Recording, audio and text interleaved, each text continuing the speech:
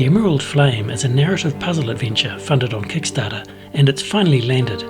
In this video, we'll take a quick spoiler-free look at just a few of the features which make this game so special. Created by Rita Orlov of PostCurious, the Emerald Flame falls more or less into the escape room genre. The three pillars of this game are the gorgeous handmade illustrations, about a dozen beautiful and beguiling artifacts, and the ingenious puzzles. All these elements have been seamlessly woven together with a gradually unfolding narrative with yourself at the centre of it all. Before going any further, I should point out that when I say this video is spoiler free, I'm not kidding around. I'm not even going to show you any of the game's beautiful components because, well, it is a puzzle game and I'm not a monster. However, I have created a little puzzle which should help to impart some of the flavour of the game, and you can have a crack at solving that in a moment.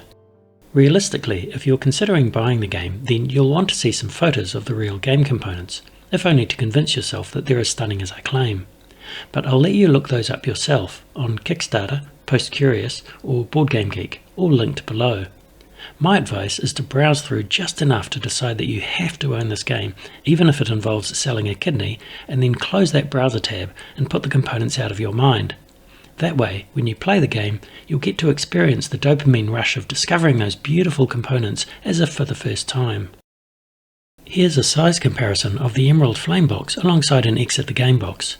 The game is divided into 3 envelopes, well, packages really, and the final one is pretty large. Each chapter takes about 2 or 3 hours, so you're probably looking at 6 to 9 hours altogether, spread over at least 3 gameplay sessions. By taking my time and making extensive notes, I've managed to stretch the experience out even further. There's also a small epilogue envelope and a refill kit, so that you can reset the game and pass it on to someone else. My own Kickstarter pledge also included an additional refill kit, an apprentice pack, and these cute little enamel pins. Games of this genre are always a treat when the components go beyond simple cardboard and paper documents. And while there are a number of other puzzle games and subscriptions which incorporate fun artifacts and deluxified components, I believe that the Emerald Flames artifacts set a new standard with their elegant and artistic design, their uniqueness, their quality materials and craftsmanship. In a nutshell, it's a joy to examine and manipulate them and unravel their secrets. But all that tactile beauty wouldn't be worth a hill of beans if the puzzle design weren't there to back it up. And in my opinion, Rita has knocked it out of the park with a collection of ingenious, original and compelling puzzles which strike the perfect balance between being fair and accessible but also deliciously challenging. Before the game arrived, I was cautiously optimistic that the puzzles would be good. Rita has had many years of experience as a puzzle designer, including working in a real escape room and producing a previous puzzle game called The Tale of Ord, which was very well received. I also tried a selection of sample puzzles, some during the Emerald Flame campaign and some on her website, which is linked below. I found those to be fun and challenging, but they didn't prepare me for what the Emerald Flame had in store. It turns out that sampling some one-off puzzles on a webpage can't hold a candle to the way the Emerald Flame combines deep and challenging puzzles, gorgeous artifacts and compelling narrative into a singular experience. For me, the puzzle design is as masterful as the game is good looking, which is saying a lot. Okay, let's take a look at this demo puzzle I created. Just keep in mind that nothing you're about to see is actually from the game. The envelope is dated October 2019, and we'll use that month when we come to check our solution online. The first page is a letter from a friend visiting the Czech Republic. My dear friend, Prague is spectacular. I've nearly destroyed my footwear exploring Old Town, and I only wish you could be here to see it in person. While visiting Prague Castle, I had the good fortune to meet a local by the name of Alois. We bonded over a shared interest in the history of the region and met later that day to trade stories. He turned out to be a wealth of fascinating information owing to his membership in an organisation called the Cachet Historical Society, which attempts to unravel the threads of various historical enigmas, everything from art and architecture to the occult. Given my own background in historical manuscripts and ciphers, he suggested that I might be able to assist the society with some of their work. But before sharing anything more, he was keen for me to demonstrate my aptitude and asked me to decipher an illustration from the work of a medieval alchemist, which I've enclosed. As you know, they were a notoriously secretive bunch, and this illustration hides the name of a plant. It took me a few minutes, but I uncovered the plant's two-word name with little difficulty, and Alois will be introducing me to some other members of KS tomorrow. I'd never heard of KS, but they're not exactly secret. It turns out they have a website at www.cachesociety.org. They obviously possess a remarkable library of documents and artifacts, and I can't wait to learn more. If you'd like to get involved, just decipher the illustration and send the solution to Jesse Wright, who's assistant to the head of the organisation. You can reach Jesse at cachesociety.com/chat. Good luck, JH. Okay, that seems like an awful lot of backstory just for a stupid YouTube video, but never mind. And the other piece of paper is the one described in the letter. Before we solve it, I'll point out that there are several ways in which this puzzle falls well short of the sort of experience you can expect from the actual game. First and foremost, this puzzle is just a 2D illustration on a piece of paper, and although the Emerald Flame includes plenty of printed documents, one of the defining features of this game is that the box is full of intriguing and beautiful objects. So you'll be exploring and manipulating those as you play, not just staring at 2D illustrations like this one. The second disclaimer is that I cannot hold a candle to the ingenious puzzles or the beautiful artistry and design which you'll find in the real game. So please take this with an enormous grain of salt, and I'm going to hope that I'm not doing the game a big disservice by throwing this crudely drawn fan puzzle onto YouTube. With that out of the way, let's have a crack at solving it. We learned from the letter that we're looking for the name of a plant, and that it's 2 words.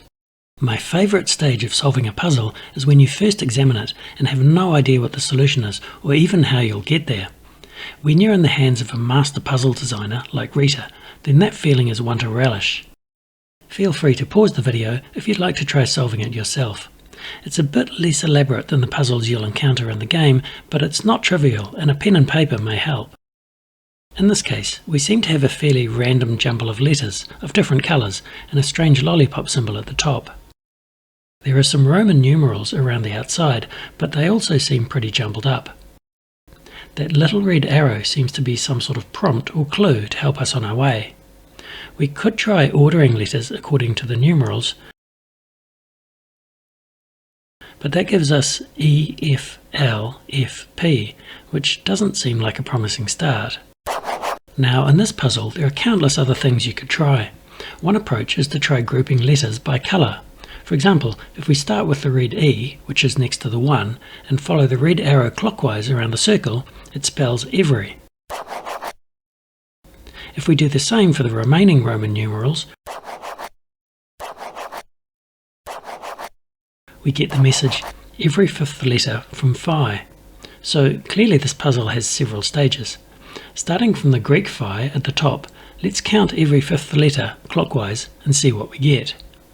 If we assume that the blue E is 1 letter from Phi, then the 5th letter from Phi is O, and every 5th letter gives us this string of letters.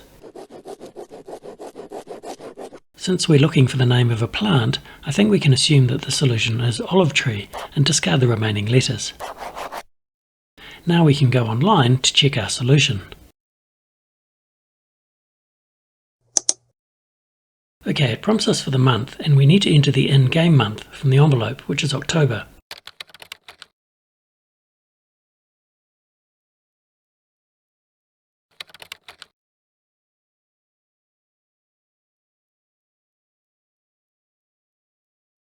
Now we can simply type in the solution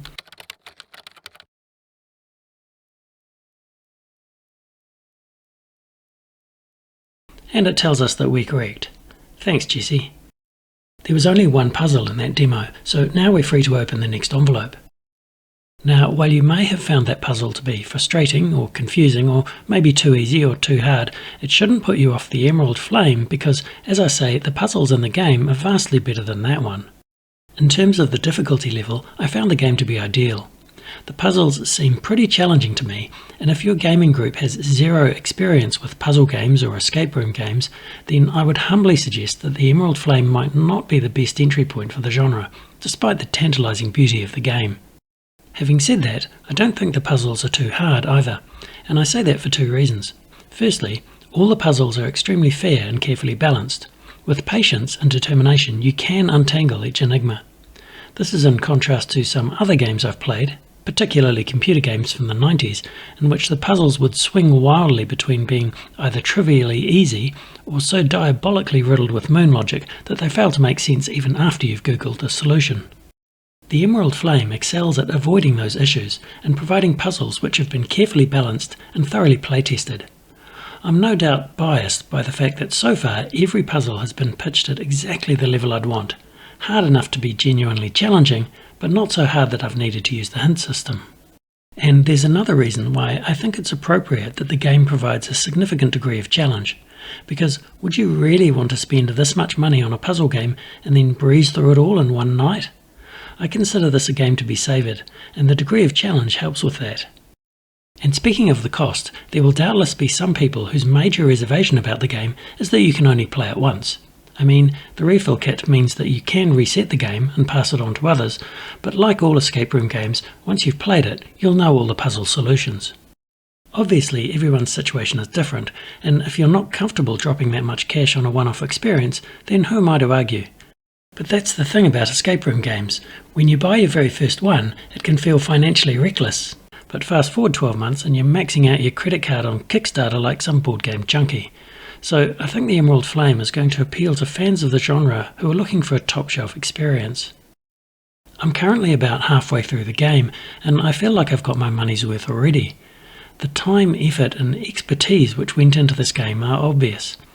Judging from the campaign updates, the vast majority of the Kickstarter funds went into manufacturing and distributing the game, so in that sense it's great value. I can't deny that I'll be sad when it's finished, but only because games of this calibre come along once in a blue moon. Personally, I'm fortunate enough to belong to a terrific gaming group who love escape room games, but I must confess that I have gone ahead and begun playing the Emerald Flame on my own, because, well, I guess I am a monster after all. It just seems so perfect for solo play, the kind of game which beckons you to pour a glass of wine, put on some relaxing music and get lost in another world.